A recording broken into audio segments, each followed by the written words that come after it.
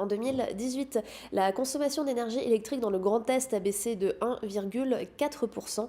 Chaque année, RTE, le réseau de transport d'électricité, filiale d'EDF, dresse un bilan de consommation et fait état des changements électriques dans la région.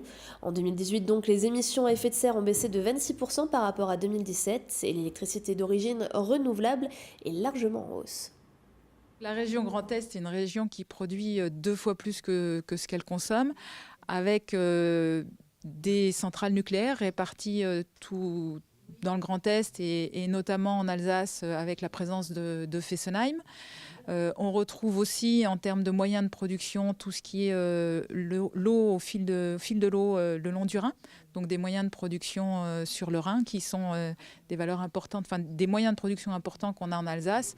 Et puis à l'ouest de la région Grand Est, c'est plutôt de l'éolien avec beaucoup de moyens de production éolien qui se développent. Donc effectivement une région Alsace qui est producteur d'énergie nucléaire, d'énergie hydraulique, solaire aussi qui se développe bien, puisque dans la région Grand Est, on a plus 3,5% de production d'origine solaire, et puis de bioénergie aussi qui se développe un peu partout.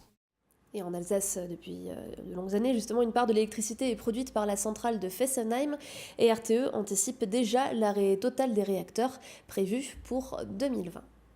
RTE a réalisé des travaux sur le réseau de transport d'électricité pour l'adapter. C'est 42 millions d'euros qui ont été investis, de travaux qui ont déjà été réalisés, qui ont permis l'adaptation du réseau de transport d'électricité à l'arrêt de Fessenheim. Donc lorsque Fessenheim s'arrêtera, la qualité d'alimentation électrique du territoire, de nos clients sur la région, restera la même que celle que l'on a aujourd'hui. Des propos recueillis par Cécile Motz.